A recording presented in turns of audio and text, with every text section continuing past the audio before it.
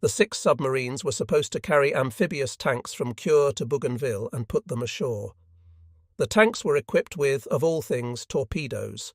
They were to go ashore, make their way overland, go into the water near the enemy beachhead, and make a torpedo attack on enemy ships. This would be called the Tatsumaki tornado operation. The submarine captains were astonished to think that anyone was really serious about this new thing. First, submarines would have to get in near Cape Torokina, which none had been able to do so far. Then they would have to surface in this perilous area for at least 20 minutes to get the tanks away. That is, if the tanks' motors would start after being underwater for so long. Then the tanks would have to reach land safely, cross it, and enter the sea again. They made a monstrously loud noise and could only achieve a maximum speed of 4.5 knots. Were enemy sailors supposed to sleep through all this din while these creeping caterpillars closed in on them? The project was finally abandoned. I think it was laughed out of existence. Itakura was then sent to the Admiralties as a sentry during the period when USS England killed off 6 of our submarines. He sighted nothing, and nothing sighted him. I-41 was ordered into Guam and evacuated 106 men from there, putting them ashore at Oita, Kyushu, near Beppu, on June 30th. Itakura then went to Kure, where he received orders to help establish a chiton organization. On the same day Itakura evacuated the pilots in I-41, we lost another submarine, Latir CDR Junarai's I-185. She was en route from Kure to Wewak when ordered to intercept the enemy instead. On June 22nd, Arai spotted a convoy near Saipan, bringing in reinforcements for the assault on that island. But the convoy's escort also spotted I-185. Destroyers Newcomb and destroyer minesweeper Chandler sent Arai's boat to the bottom. Another diverted submarine, I-184, had been sunk 3 days before that. On May 20th, the boat of Lieutenant Dr. Matsuji Rikihasa left Yokosuka with supplies for Mili, an island whose story is one of the war's saddest. Counting the troops who fled there from Majuro in January, over 4,500 men were marooned on this tiny island. For 20 months thereafter, they were subjected to bombing and shelling by passing ships and planes, even providing an occasional bit of target practice for new American units just arriving in the combat area. Except for the meagre supplies a few submarines took to them, this garrison had nothing. Over 1,600 men died from starvation and from sicknesses brought on by lack of food. Another 900 succumbed to enemy attacks. The rest were all serious hospital cases at the time of final surrender.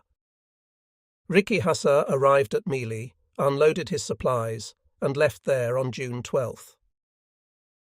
On June 15th, he received word to close in on the Marianas.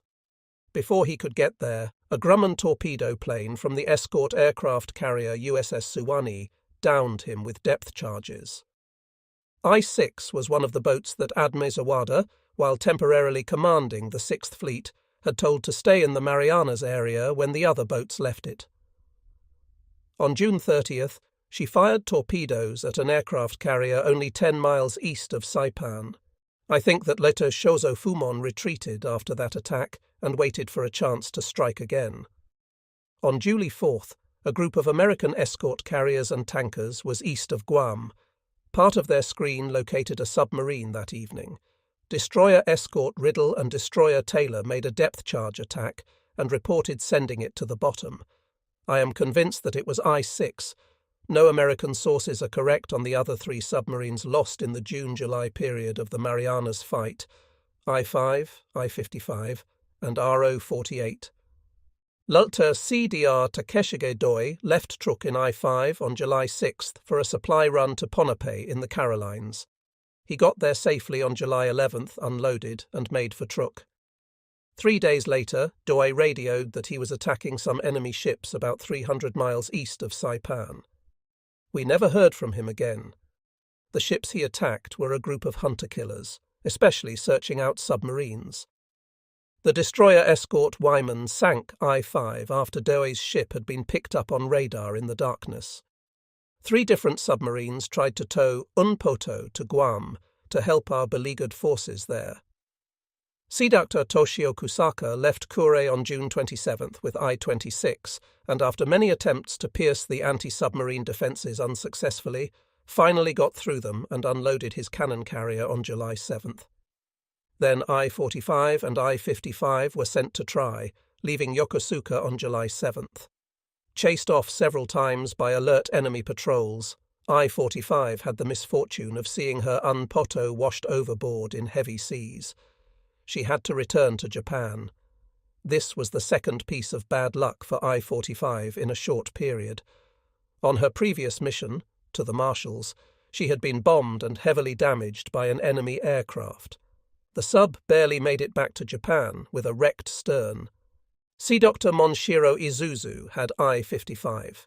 He also kept trying to get into Guam with an Unpoto. Finally, word was sent to him to abandon his mission and head for Tinian, where airmen waited to be evacuated. Izuzu cast loose the Unpoto and acknowledged this order late on July 13th, saying he expected to arrive at Tinian on the 15th. He must have been still sending this message when an American plane sighted I-55 about 80 miles west of Saipan. An ambush was laid, and the destroyer escort Miller picking up I-55 on radar next morning. Miller was still making depth charge attacks when her crew heard a great explosion. It was I-55's death cry. RO-48 was the 11th of our submarines to be sunk in Mariana's operations. She left Kure on July 5th under Lieutenant de Aseta Kazutomi. On July 14th, she reported undergoing a severe depth charging only 30 miles east of Saipan. It was the last message received. I think that Kazutomi limped away from that attack and tried to make battle repairs. Then, shortly before sunset on July 28, a hunter-killer group built around the escort carrier USS Hogat Bay found RO-48. Destroyer escorts. Wyman and Reynolds sank her quickly. After being raised at Truk, refloated and towed home, I-33 was refitted. Lieutenant Mutsuo Wada was given command of her, and in June was giving refresher training to his crew in the inland sea, as well as shakedown training. On the 13th at 8:40 a.m., Wada ordered a sudden dive. I-33 did not come to the surface again until 9 years later, when it was salvaged and the bones of Wada and 89 other submariners recovered. The reason for the sinking of I-33 was the same as that for the sinking of USS Squalus in 1939, the American submarine that was recovered and refitted to fight against us as USS Sailfish. The main induction valve had not closed. This is the opening through which submarines of that period breathed while running on the surface. It had to be closed when they dived. If not, a great column of seawater poured into the submarine, weighing her down. USS Squalus was found, and the McCann diving bell was used to rescue those of her crew who were still alive. In the case of I-33, she was located, but we had no method of saving her men, even though they were in only 180 feet of water, a much shallower depth than Squalus. Wada and his crew must have suffered awfully before suffocation finally brought them death. I-52 was lost in the Atlantic. She had gone there under Sir Dr. Kameo Uno, carrying a cargo of rubber, tin and tungsten. She met a U-boat off Biscay Bay, but no report of her arrival in Europe ever got to Japan. After the war, we learned that I-52 was the victim of airborne radar and a weapon called the sonobuoy. The sonobuoy, when dropped into the water from an aircraft, acted both like a sound detection station and a radio station. Its sonar portion established the range and bearing of an underwater object, and its radio portion sent this information to aircraft in the sky. 3 aircraft from the U.S. escort carrier Bogue discovered, depth-charged and sank Uno's boat on June 24, 1944. In July, we lost a submarine to a British submarine. I-166 was summoned east from the Indian Ocean, so Lieutenant Sidiata Shoichi Nishiuchi took her out of Penang on July 16th, heading for a rendezvous with fleet units off Singapore. I-166 was ambushed the following night by HMS Telemachus. Nishiuchi, fortunately for him, was on the open bridge when the enemy's torpedoes hit. I-166 sank from under him. He and a few others were picked up by a friendly craft in the Malacca Strait. I-29 was sunk by a submarine also. Under Sea Doctor Takaichi Kinashi, the ace of our submarine fleet, she had gone to Europe. Kinashi brought his boat back safely as far as Singapore, loaded with machine tools and other valuable devices for our war industry, plus new weapons. He departed Singapore for Kure on July 22nd. 4 days out, he was sunk by USS Sawfish, south of Formosa. Some of I-29's crew survived, but Kinashi did not. He went down with his ship. Organized Japanese resistance on Saipan ended July 9th. Admiral Takagi and his staff had perished 2 days before that in a Banzai attack. Vice Adm. Chuichi Nagumo, who had led our aircraft carriers at Pearl Harbor, in the Indian Ocean, at Midway, and in the Solomons, committed seppuku on Saipan at that time. Tinian men continued to fight as units until Aoguma won, and Guam, after being pounded by enemy ships and planes for a month, was invaded on July 21st. The Marianas were lost and the Tojo cabinet fell. At Kure, late in July, our new commander of submarines, Vice Adm. Miwa, held a conference to study what had happened to our boats in the 12 weeks since the Naval General Staff had handed down preliminary orders for Operation Ago. Those captains who had been badly battered by the Americans and barely returned to Japan alive had plenty to say. They pointed out that 9 of the submarines lost in the Marianas had been pulled out of the Indian Ocean, were manned by men just out of submarine school, or both. Captains of such submarines, they said, had no knowledge of the latest American developments and techniques in anti-submarine warfare. Lilt Hisashi Watanabe, CO of ROI-15, was most vehement. He attacked the Kure school staff for adhering to obsolete curricula and making no change in their approach to tactics. These people are too slow in developing means for use against the enemy, he said. Rear Adm. Keizo Yoshimura, Chief of Staff to Admiral Ozawa, who commanded our aircraft carriers in the Philippine Sea battle, was caustic in his reply to Watanabe. In the Marianas battle, he said, the American submarines performed brilliantly. Where were Japan's submarines? What were they doing to help us? Watanabe would have none of this, even from an officer so much senior to himself. He and his friends had fought too hard. His tongue was just as sharp as Admiral Yoshimura's as he answered. You know very well, Admiral, that Admiral Toyoda himself ordered us to stay out of waters that were expected to be the battlefield. Therefore, you must know very well why we could not meet and strike at the enemy. Having gone this far, Watanabe felt that he might as well go all the way. Before criticizing us submariners for supposedly having failed you, he said, you may first reflect on the defeat of your own air and surface forces and on how well American submarines were able to perform against you. If our submarines are to enjoy any degree of success in the future, you will have to stop underestimating the ability of men the enemy sends against our submarines. It is excellent. You think of nothing but the clash between 2 great surface fleets. You completely ignored us and the men who fought against us. After that, there was a great commotion in the conference room, but Watanabe had made his point. Had our submarines been ordered west of the Marianas, we might have been able to make inroads on the enemy's strength, just as his submarines had been able to slice away a great deal of ours. We might have avenged the carriers Shokaku, Taiho, and Hio, which were lost in the Philippines sea battle, and the enemy might not have then been able to turn the full force of his power against Japanese submarines, the only sea force that opposed him in the Marianas after June 20th. Everyone began shouting opinions, charges, and countercharges when Watanabe finished talking. Nothing could be resolved, and the meeting adjourned on an angry note. It was some days before a new policy was drafted and a statement issued. I learned of it while putting I-47's new crew through shakedown training. In summary, the Sixth Fleet's new policy was 1. Because of the small number of submarines now remaining, sporadic, separated fleet attacks will not be made. Submarines will operate en masse, attacking enemy forces in conjunction with our air and surface forces. Until the enemy has approached nearer to Japan, our submarines will remain in home waters, refitting and undergoing extensive training so as to achieve maximum capability.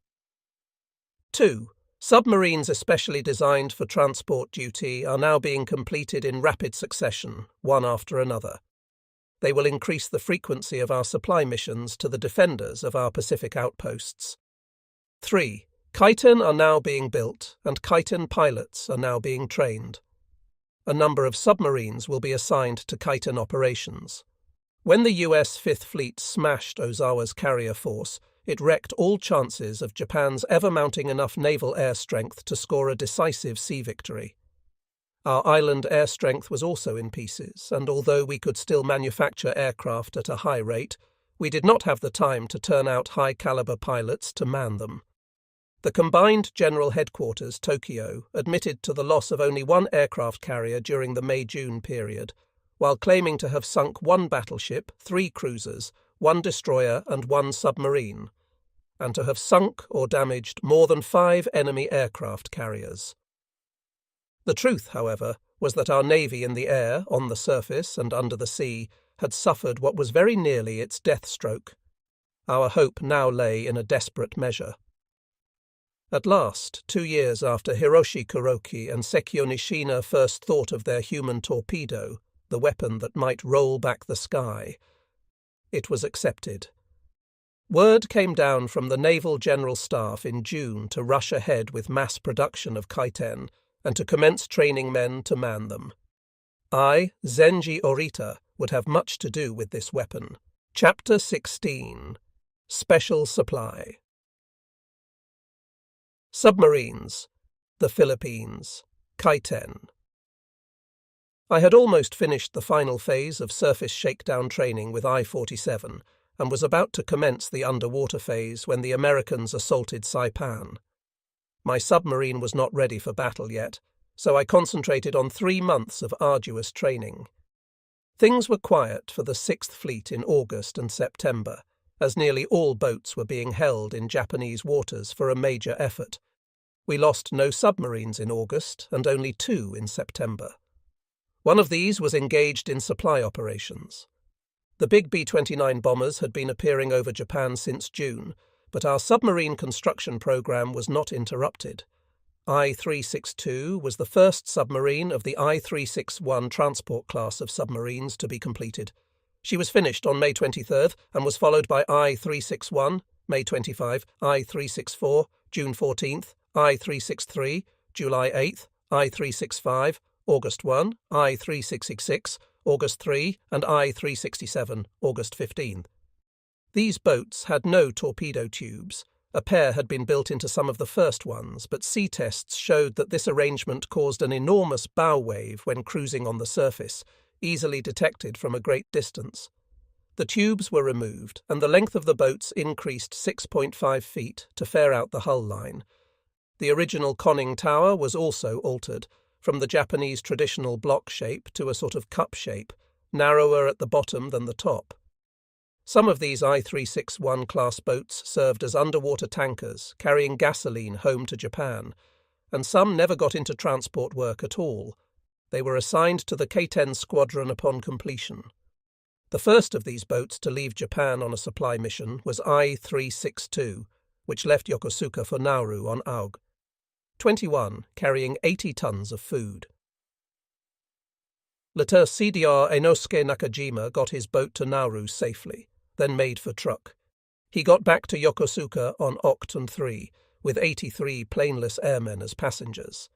That had become an important function of our submarines, bringing back airmen to man the defences of our homeland.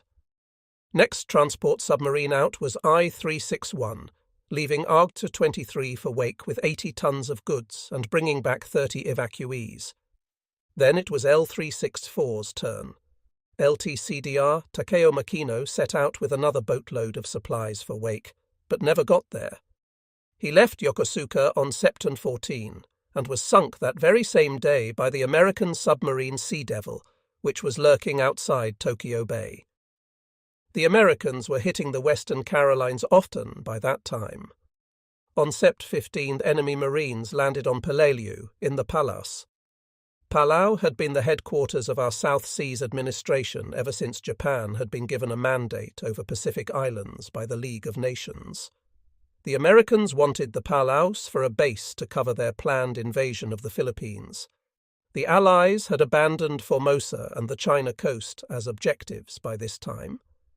It had been decided to take the Philippines, then islands between the Marianas and Tokyo, with a final assault to be launched against the Japanese homeland from Okinawa, after it, too, had been taken. RO-47, under Lieutenant Nagao Ishikawa, tried to counterattack the enemy amphibious force off the Palaus. Leaving Kure on September 18, she was sunk 8 days later by the destroyer escort Reynolds. Hedgehogs got her.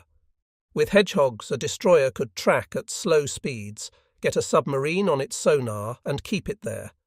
It could stand off, calculate target position precisely, and fire Hedgehogs.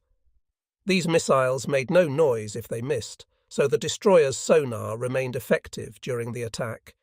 If a Hedgehog hit and exploded, it registered well on sonar, and also punched a serious hole in the submarine's hull.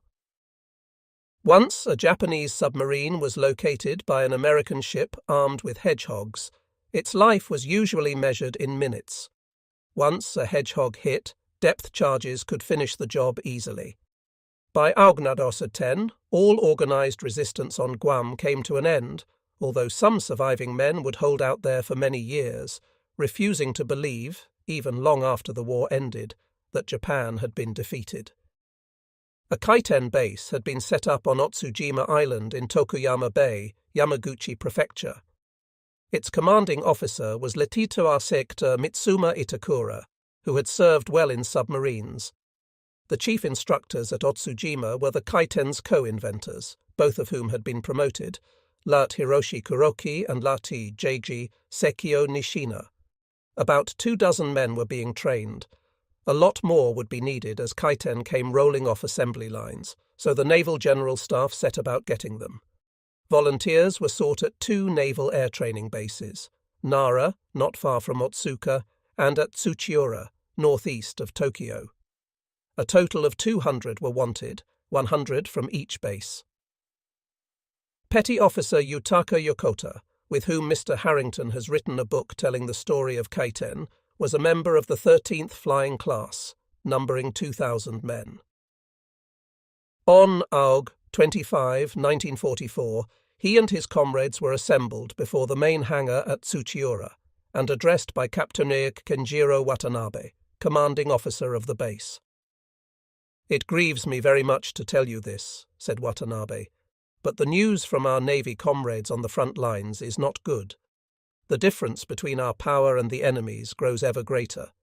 In spite of the gallant fight our countrymen make, Saipan is in enemy hands, and we are having great trouble supplying our forces at Rabaul and other outposts." Then, without telling what it was, Watanabe revealed that Japanese technicians had developed a weapon of overwhelming strength and asked for volunteers to man it. He warned the student pilots beforehand that it was a no-return weapon, causing a gasp to go up from the ranks. This was the first more or less public mention in Japan of a Toko weapon that was actually designed to be a Toko weapon. The public had read many accounts of men dying in last-gasp heroics, even early in the war. Several Americans, in fact, crashed their aircraft into Japanese ships when they were already shot and dying, and wanted to get in a final blow at their enemy. The well-known kamikaze were not organized until 2 months after Captain Watanabe's speech. Yokota was one of those who inscribed 2 circles on a piece of paper, signifying eagerness to volunteer. Men volunteered in such numbers that they had to be screened. No married men were taken, which eliminated a number. Yokota, 19 and single, was one of the 100 accepted. 3 days later he entrained for Kure, where he took a boat to Otsujima. There were 30 men already in training when he arrived. Yokota and his comrades were given an introduction to the new weapon and began at once attending classes on its construction, maintenance, and control. I may as well say at this point that Kaiten had no escape device, as mistakenly stated in the American naval history of the war. That work says there was a device in each Kaiten to throw a Kaiten pilot clear while he was still short of his target. It is true that when the Naval General Staff first gave its permission to build Kaiten, it was on condition that such a throwing device be included. But during manufacture and testing, it was decided that this would interfere too much with design. At the strong urging of Kuroki and Nishina, it was eliminated. Lieutenant Kuroki, co-inventor of the Kaiten, died at Otsujima on September 6, when his weapon took a sudden dip and struck the bottom of Tokuyama Bay. This cracked a hole in the giant torpedo. It flooded, drowning Kuroki and the man who was riding tandem with him, Lieutenant Takashi Higuchi. The weapon was later recovered, and both men cremated. Nishina vowed to carry Kuroki's ashes with him on the first Kaiten mission. I helped Nishina keep his vow. From my submarine, I-47, the first human torpedo was launched in combat. 8 days after the Americans landed on Peleliu, they put army troops ashore at Ulithi in the Carolines. They met no opposition because our troops on Ulithi had already moved to Yap. By then, my old ship, I-177, was 4 days out of Kure under Lieutenant Hidada Masaki Watanabe, heading for the Palaus to hit the enemy there. The commander of Subdiv 34, Captain Kanji Matsumura, was on board. I-177 was sunk on Octia 3 by the destroyer escort Miles, part of the hunter-killer group. 3 other submarines sent to the Pallas, RO-41, RO-43 and RO-46, got back to Japan safely. Enemy aircraft carriers carried out heavy attacks on the Philippines and Formosa in early October. On Oct. 11, a task force that included 17 carriers, 5 battleships, 15 cruisers, and 58 destroyers, struck at Okinawa and other islands of the Ryukyu chain. Those areas were considered a part of the Japanese homeland. An attack there could not be tolerated for fear of its effect on our civilian population, so Toyoda told Vice Adam Miwa that an all-out submarine attack should be made on this roving enemy fleet. The pursuit of it eventually cost us 6 first-line submarines from the 16 Miwa had available. The struggle for Leyte Gulf, in the Philippines, would cost Japan more than 40 warships. When that fight ended, our navy would no longer be a fighting force. From then on, the emphasis would be on Toko weapons and tactics. When Toyoda ordered this all-out submarine attack, our 6th Fleet table of organization showed that we had 55 submarines. This seems like a formidable force, but let me state that we had 55 boats, only on paper. First of all, 15 of these boats were in use only for training. All were obsolete but RO-500, the German gift. That reduced our effective numbers to 40. But the 7 boats of Subron 11 were undergoing shakedown training, which left 33. Subron 8 was in the Indian Ocean under Rear Admiral Kisao Ichioka. It had 4 boats, I-18, I-165, RO-133, and RO-155. This brought us down to 29 boats, but 7 of these were under Rear Admiral Owada in Subron 7, and all were of the I-361 transport class, without torpedo tubes. Of them, I-364 was missing, so the 55 boats were really only 22. I-12, under Kaneo Kudo, had left for independent operations in the Central and Eastern Pacific, so that left 21. These boats were in Subdiv 15, to which my ship belonged, and in Subron 7. Captain Kiyotake Ageta commanded Subdiv 15. We had 12 boats, but 3 were already earmarked for Kaiten work, and my boat was one of them. That left only 9 boats for action against the enemy if Toyoda's all-out submarine attack were to be launched, plus 9 more in Kaptao's Kanji Matsumura's Subdiv 34, and 2 of his boats, I-177 and RO-47, were missing. In fact, Matsumura himself was missing too. So it was that 55 submarines on paper became only 16 that could actually sortie out through Bungo Strait against the enemy. Miwa formed 14 of these boats into 3 groups and ordered them to sortie as quickly as possible. By Oct 15, 4 of them, I-26, I-45, I-54 and I-56 were on their way. On Oct 17, the Americans made landings on the islands at the entrance to Leyte Gulf in the Philippines. The enemy's intentions were now clear, so all submarines were ordered to head for Leyte. By Oct 21, 8 more submarines had followed the first 4 out. These were I-38, I-41, I-44, I-46, I-53, RO-41, RO-43 and RO-46. Then RO-109 left on Oct 23, with RO-112 following her 3 days later. The battle for Leyte Gulf began on Oct 23, with American submarines drawing first blood. We had a northern, a centre and a southern force. The northern force was composed of almost planeless aircraft carriers. It was supposed to work only as a lure, drawing the American Admiral Halsey's carriers away from their task of providing air cover to ships off the new beachhead. Once this was done, our centre force of battleships and cruisers was to emerge from San Bernardino Strait and turn south toward Leyte. There it would be joined by our southern force, a group of battleships and cruisers that was rounding the southern end of the Philippines, while the centre force was steaming through the central Philippines. They would form a pincers to crush the American support ships with their vital supplies, fuel and ammunition. Air cover for our forces would be provided from bases in the Philippines. On Oct 23, the U.S. submarine Dace sank heavy cruiser Maya, and the submarine USS Data sank heavy cruiser Atago, while our centre force was beginning its approach through the middle of the Philippines. These 2 submarines also reported that we had large ships on the move, warning Halsey. Pilots from Halsey's carriers, who had already wiped out most of the land-based Japanese aircraft that were intended to support our combined fleet, hammered away at our centre force after that, sinking mighty battleship Musashi the following day. Early on the morning of Oct 25, our southern force ran into a Surigao Strait ambush, composed of PT boats, destroyers, cruisers and battleships. The enemy's smaller ships did most of the damage, with 2 of our battleships and 3 of our destroyers going down. More ships were picked off by US aircraft as they retreated from the battle scene.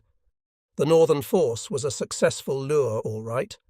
It drew Halsey off, but at the cost to us of 4 aircraft carriers, a cruiser and a destroyer.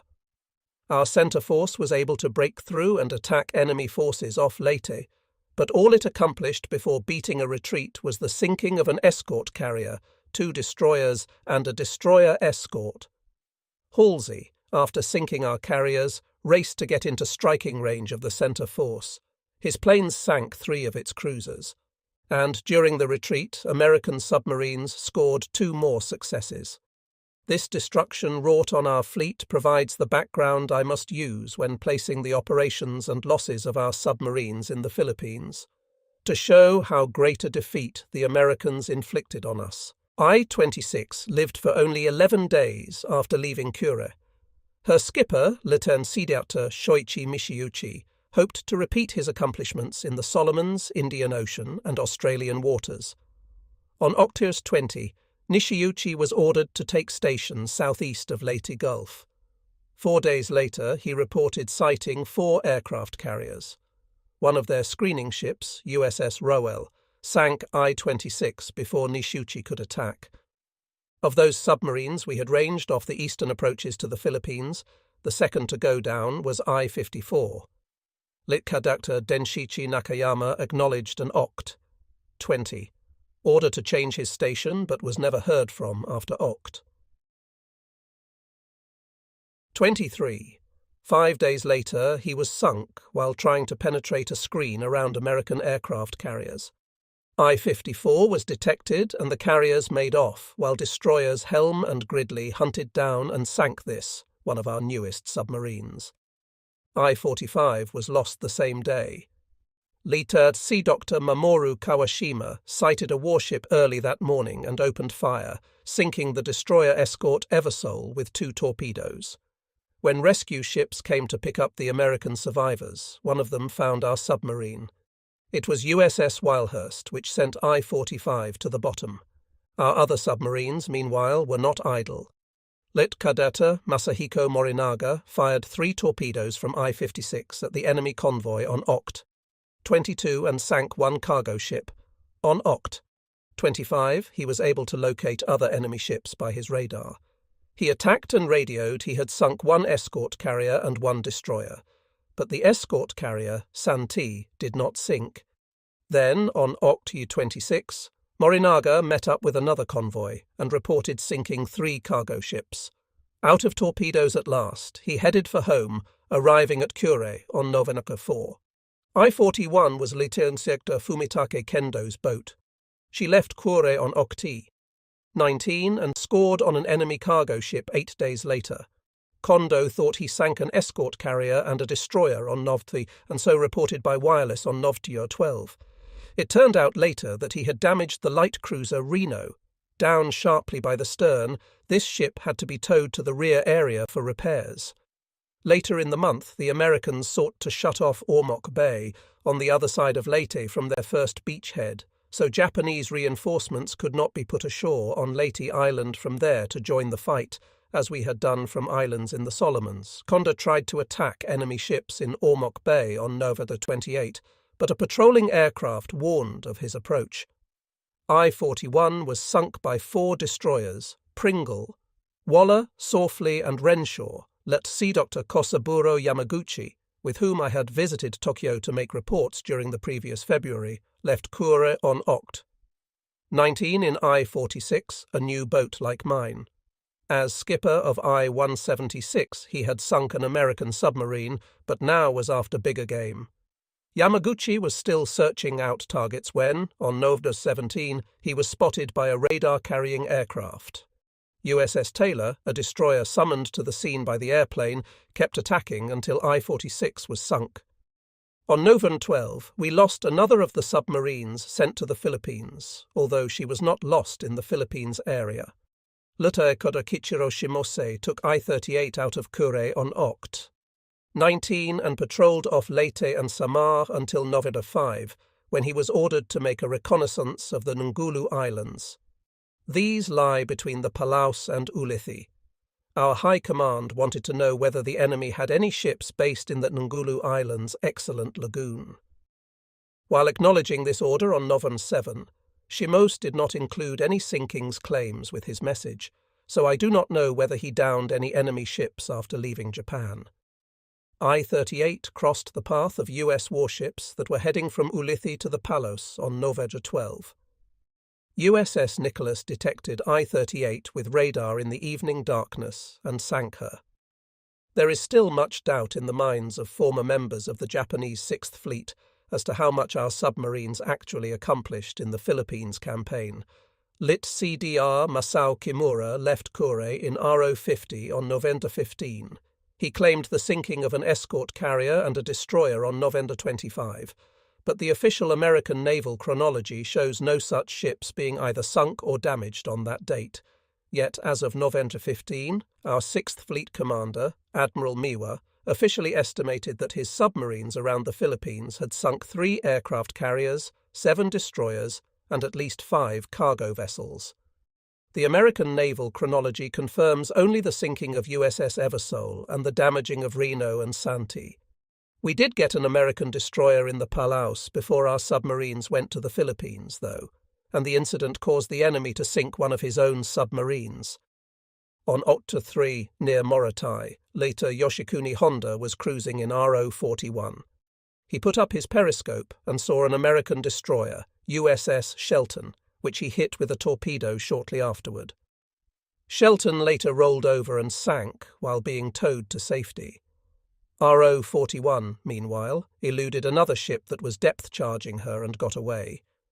But an alarm had been raised, and this second ship, USS Rowell, which had come to aid survivors of the Shelton, was called away from Shelton's side by airplanes that had sighted a submarine. Racing to the spot indicated, Rowell kept attacking until the submarine was sunk. It turned out later to be USS Seawolf. We lost one more submarine in November. I-565, under Litte Kadir Moto Nakamura, had made a run to Truk with a load of supplies, and was on the way home when the American submarine Scabbardfish sighted it less than a day's travel from Yokosuka. All hands but one in I-365 were lost on November 28, the survivor being captured by the enemy submarine. On October 10, when the Americans bombed Okinawa, Admiral Miwa had 16 submarines actually available for attack operations. By the end of November, he had only 10. In the group to which I belonged, there were only 3 boats left, besides those set aside for Khitan action. In Subdiv 34, there were 7 others, all Aro boats. I-12 was still out on a mission from which she would not return. There were another 3 boats soon to join Miwa's active force, but that would give him only 13 to pit against the thousands, yes, thousands, of enemy ships that were converging on our island homeland. Thanks to our planners' inflexible unwillingness to change, and the ability of the American planners to change and adapt, the defeats suffered by the Sixth Fleet in the Marianas and Philippines wrecked it as an effective fighting force. We would fight on for another 9 months with what we had, but with never a hope of victory. Between Aug 21 and the end of 1944, a total of 10 submarine loads of food, fuel and ammunition left Japan for outlying island posts. I have mentioned 3. The 4th was I-363, which left Yokosuka on Oct. 9, for Waleai via Truk. She took out 75 tons of food, 5 tons of clothing, 5 tons of heavy oil, and 5 tons of miscellaneous items, returning on Nov 19. I-361 left on Oct. 17 for Wake and returned safely home on Nov 9, after delivering 67 tons of food and ammunition. The 6th transport run was made by I-365, which was sunk on the way home by USS Scabbardfish. I-366 made a run then, from Yokosuka to Pagan Island. She left Decorod 3 with 51 tons of food and brought back 49 passengers on deck 28. I-367 left on deck. 4 for Wake with 81 tons of food and ammunition. When she got back, she was ordered into the dockyard for fitting of Kaiten racks.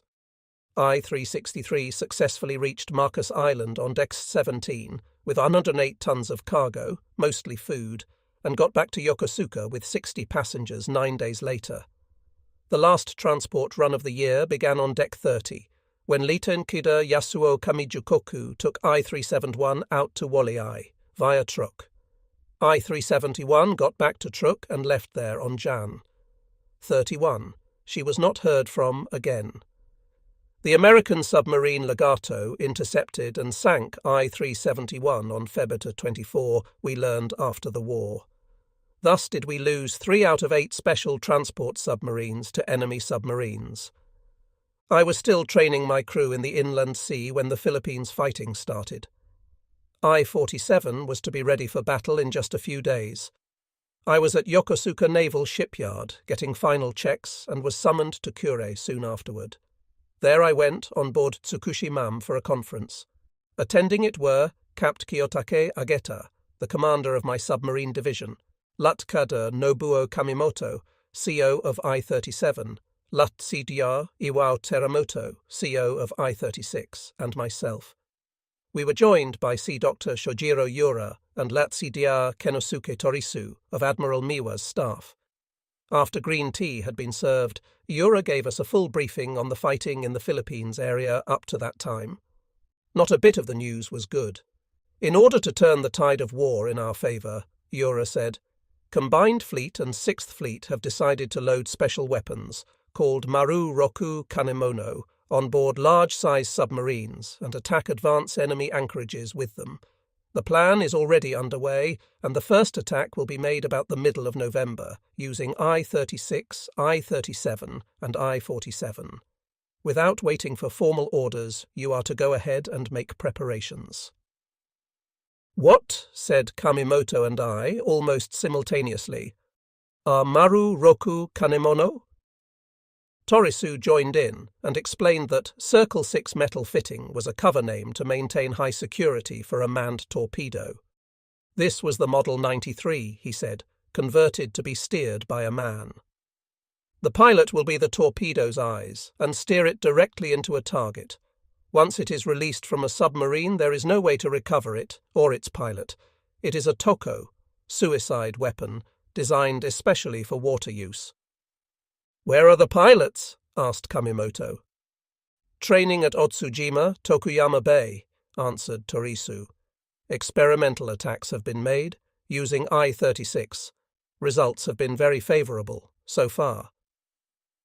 "Are the weapons ready?" I asked. "Kura Naval Arsenal is producing them right now," replied Torisu. An hour later I saw my first chitin. Its structure and capability were explained to me, and I was told of the young men who invented it. There are times when words just escape a man. As I walked along with Kamimoto a little later, all I could do was fall back on more or less standard statements. "Things must be really bad," I said, "if we have to resort to this." "I agree," he said. "The pilots will certainly have to have the Toko spirit, but so will we submarine crewmen, if we are going to help them do their jobs."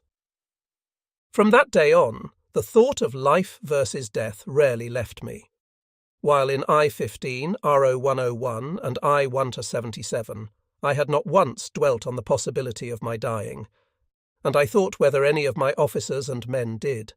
I think that all felt as I felt, that they would survive combat, even if every other ship and man in the 6th Fleet were lost.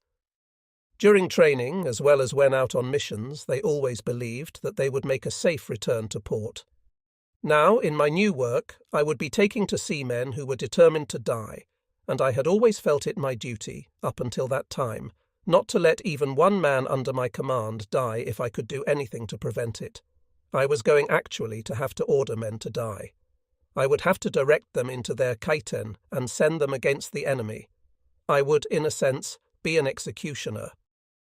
Also, never before had submariners taken such risks as I was going to have to take. I would have to maneuver closer to the enemy than anyone had so far while he was gathered in great strength. One mistake might mean the loss of my ship and its crew, so I was in a dilemma, having to provide some men the means for death, while at the same time keeping in others a hope of life. It caused me many torturous moments, but I finally came to a solution. My duty was clear. I had to get those kaiten men to their launch points. So, while doing that, I had to put out of my mind any thought of the lives of my crew. After the kaiten were away, I rationalized, I would reassume the responsibility for my crew. The next 3 weeks were busy ones. 4 kaiten racks had been installed on I-47's deck, 2 forward and 2 aft. The weapons were to rest in these, each secured by 4 wire bands. 2 of the bands could be released from inside the submarine's hull, but we would have to surface to release the other 2. In training, off Otsujima, we used torpedo boats and other small craft as our practice targets. Workmen painted the upper half of each kaiten white, so that observers on the target ships could see results achieved by the pilots, each of whom set his depth so as to pass under the vessel he was using as his target. Our pilots trained with us. The 4 who were to go out in I-36 were Leto Kentaro Yoshimoto, ENS, Taichi Imanishi, ENS, Kazuhisa Toyozumi, and ENS, Yoshihiko Kondo. Those to go in I-37 were Leto Yoshinori Kamibeppu, Letoish JG, Katsumi Murakami, ENS Shuichi Utsunomiya, and ENS Kazuhiko Kondo. In I-47 I was to have the co-inventor of the kaiten, Letoake JG, Sekio Nishina. He was a very intense young man, full of courage, determination, and faith in the weapon he and his friend had devised. The 54-foot torpedo could run for 60 minutes at 40 knots, and Nishina often told the men he was training that no warship in the world could outrun it. With Nishina in I-47 were to be Let, JG, Hitoshi Fukuda, ENS, Akira Sato, and ENS, Shozo Watanabe. The senior kaiten pilot in each submarine was a graduate of Etajima. The target given two of us was Ulithi Atoll, which had become the major advance anchorage of the US fleet. The enemy had all kinds of ships there, from fleet tugs to mighty battleships. Japanese pre-war strategic predictions were being borne out, but not along the lines Japan's planners had hoped. The Americans were pressing westward from island to island, all right, but we had failed to stop them. At Midway, the Solomons, the Marianas, and Leyte, we had failed to win the one great battle that was supposed to stop the enemy in his tracks and send him home sorely wounded. The enemy had successfully seized our former bases and was using them against us. Just as Kuroki and Nishina had said in their original presentation of the Keiten scheme, we might be able to attack him successfully in those anchorages. The Kikusui mission would tell. About 800 years ago in Japan, there was an emperor named Go-Daigo. Well-read and intelligent, he felt that an emperor should rule, rather than sit in polite, idle seclusion, while the shogun, the barbarian conquering chieftain, whose chief responsibility it was to keep Japan inviolate from invasion, peaceful or otherwise, ruled for him. But when Emperor Go-Daigo tried it, Shogun Takauji Ashigara banished him. There was at the time, however, a brave retainer of Go-Daigo who agreed with his ruler. His name was Masashige Kusunoki. He was lord of the Kawachi district, south of Nara, our ancient capital. Kusunoki raised an army, defeated and deposed Ashigara, and restored Emperor Go-Daigo to his throne. But Go-Daigo then made the same mistake as did King Charles II of England when noblemen brought him back from exile to the throne of his homeland. Instead of rewarding those who had fought and bled for him, Go-Daigo favoured fawning courtiers who had done little or no fighting. So, not too many years passed before he was deposed again.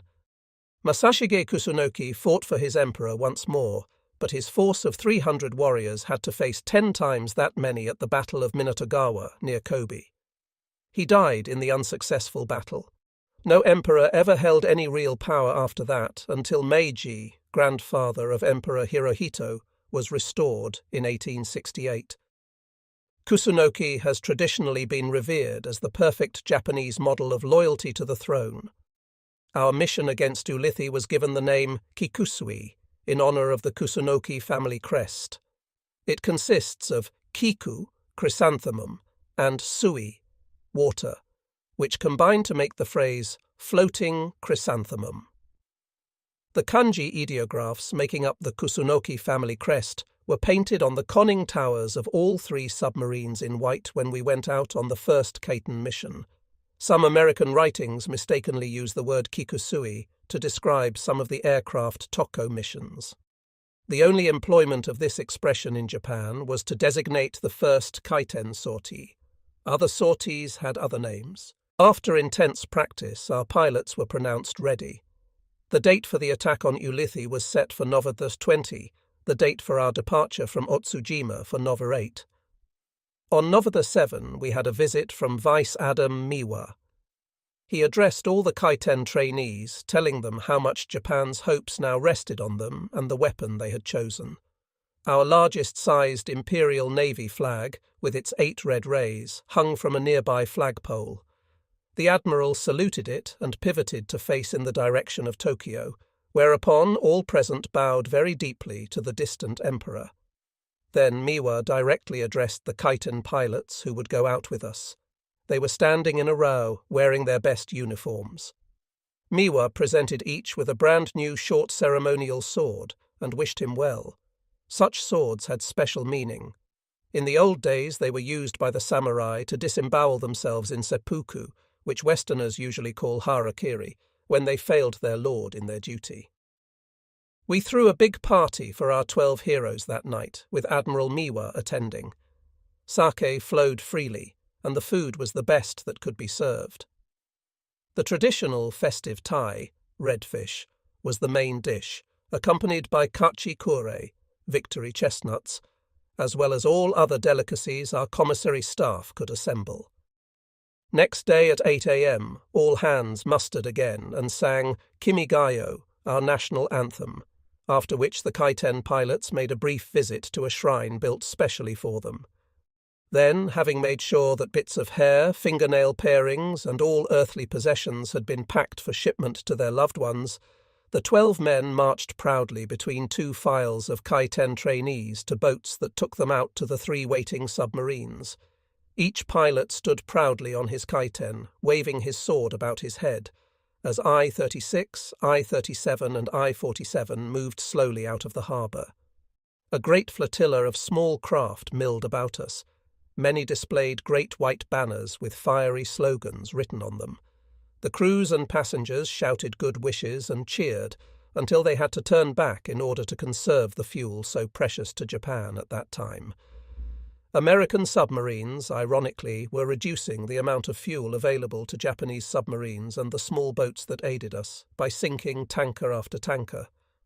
The few aircraft still at Truk were assigned responsibility for making a reconnaissance of Ulithi for us. On November 16, one of them flew over the atoll. Next day I received a wireless report of what it had seen. The 9-mile-long lagoon had room enough to hold most of the US fleet, and much of it was there. To the north there are about 30 ships, including battleships, the report read. In the centre anchorage there are about 100 transports and other auxiliaries in 2 groups. To the south there are about 50 warships. These appear to be the task forces. They include battleships and carriers. When I showed this to Nishina, he gasped. He was elated and disappointed at the same time. It meant plenty of targets for himself and his comrades, but it could have meant much more to Japan as he saw it, had the High Command listened to him and Kuroki when they first submitted their proposal. "All those ships," he exclaimed, "and we have only 8 Kai-10 for an attack. What an opportunity this could have been." Nishina may have been right. If the Naval General Staff had accepted the Kai-10 idea in 1943 instead of 1944, Japan might have had hundreds of Kai-10 ready at Tarawa, Makin, Kwajalein, Eniwetok, Majuro, Guam, Saipan, Tinian and Leyte. The monstrous defeats we endured might have been glorious victories instead. As it turned out, Kai-10 were based ashore in Japan during the final months of the war. They could just as easily have been stationed at island outposts earlier, before the American assault was mounted in full strength. All this, of course, is mere conjecture. Still, the fact remains that Kuroki, Nishina, and an excellent technician, Mr. Hiroshi Suzukawa, had plans for a workable Kai-10 weapon ready in January 1943, when Japan's war fortunes were still at a fairly high point, despite the Solomons' losses. Kai-10, in fact, might well have been used with telling effect in that area itself. Only 2 of our submarines, I-36 and I-47, were to attack Ulithi. Sea Dr. Kamimoto was to head I-37 for Kosol Strait in the Palau Islands. We knew the enemy had much shipping there, and Kamimoto was supposed to sink 4 large ships with his Kaiten, then sink what else he could with conventional torpedoes. A plane sighted I-37, however, while Kamimoto was manoeuvring for his final approach. Destroyer escorts Reynolds and Conklin were sent out from the Palaus to find the submarine. They did, just about 12 hours before Kamimoto's pilots were to have mounted their weapons for the final run-in. I-37 was sunk. Before I headed south at a smooth 20 knots, our Imperial General Headquarters released communiques making some fantastic claims. One said that our troops had killed or wounded 18,000 enemy troops on Peleliu, while destroying or disabling 200 tanks. Also claimed were the sinkings of a cruiser, 2 destroyers, a submarine, and more than 60 landing craft. Another communique covered the attack on Okinawa that had triggered Aden Toyoda into ordering an all-out submarine attack. It claimed the sinking of 11 enemy aircraft carriers, 2 battleships, 3 cruisers, and 1 destroyer. Another 8 carriers, the communique said, were damaged, along with 2 battleships, 4 cruisers, and 1 destroyer. As for the Philippines, where the combined fleet received its death blow, 3 communiques claimed a total of 14 carriers sunk, along with 6 cruisers, 3 destroyers, and more than 10 transports. With reports like these, it is no wonder that, right up to the final months, most Japanese citizens truly believed that Japan was winning the war. I had both of I-47's radars working while surfaced, and being especially fearful of enemy submarines and aircraft, had 6 lookouts posted on the bridge. But aside from this special alertness, we were a fairly relaxed group. I teased my medical and engineering officers because they seemed to have little work to do. "It is good, though," I told them, "that you two are idle. It means I don't have much to worry me, but when you are very busy, I know I am in trouble." We also teased Kaiten pilot Fukuda, who was squirming uncomfortably after being at sea a full day. He had not used I-47's complicated toilet because he was too embarrassed to ask someone how it worked. Chief Petty Officer Yukio Oka helped keep spirits up. The son of a Tokyo fish market operator, Oka was a cheerful man of highly competitive spirit. He did not like to lose at anything. He was also quite talented. Besides being very proficient in his main duty as assistant diving officer, he was an accomplished singer who had learned a number of traditional chants handed down in his family. He would often sing them for us. Oka was also something of an amateur artist. Because of his tremendous professional skills and his bright approach to any subject or problem, the crew had great faith in Oka. But he too came in for a share of teasing. While inspecting our Kaiten one day, his lifeline parted and he was washed overboard. We had to stop the ship and recover him.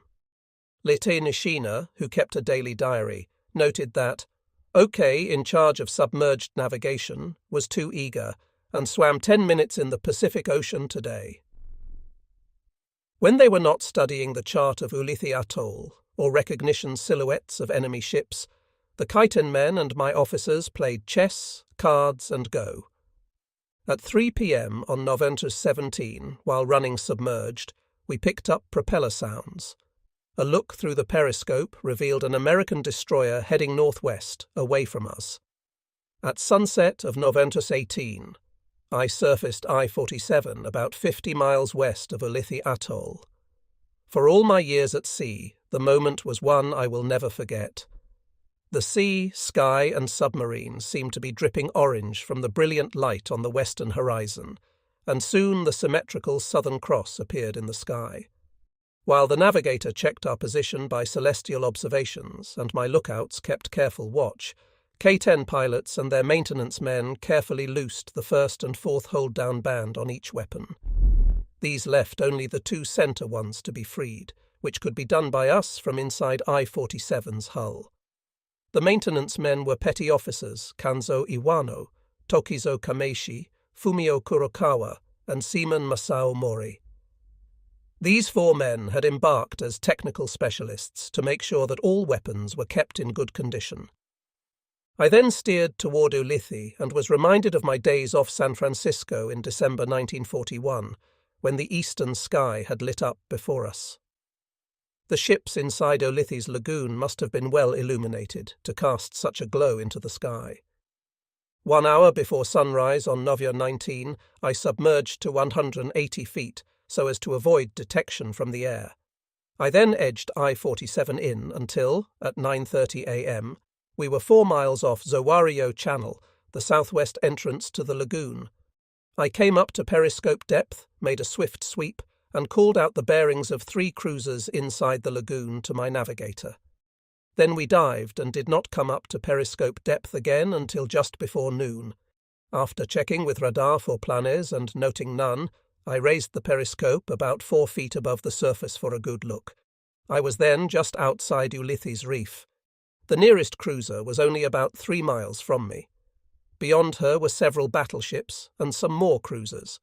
Beyond those I could see aircraft carriers, with 2 carrier-type planes and a twin-engined seaplane circling above the ships.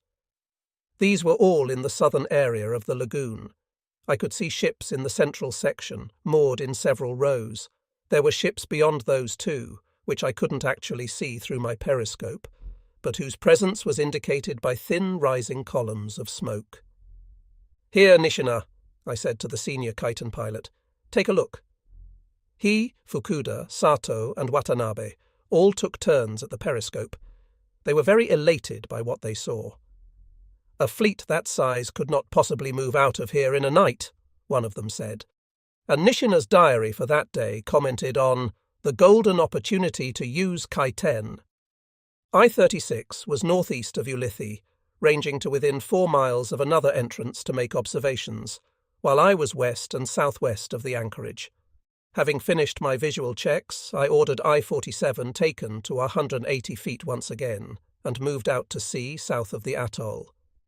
Although it was time for lunch, I could not eat. I retired to my cabin to meditate for a while. When I left there, I paused at the ship's shrine, located outside my cabin door, before summoning department heads and the Kaiten pilots to the wardroom. "We will launch Kaiten in the morning," I said, "from a point about 4 miles off the eastern opening of the atoll. They will enter through the westernmost of the 2 channels. Targets will be the large-size aircraft carriers in the southern anchorage, or the battleships. In order to avoid having 2 Kaiten attack the same target, and so we can make simultaneous attacks, Lieutenant Nishina will be launched at 4 a.m. He will penetrate the anchorage and go straight ahead as far as he can.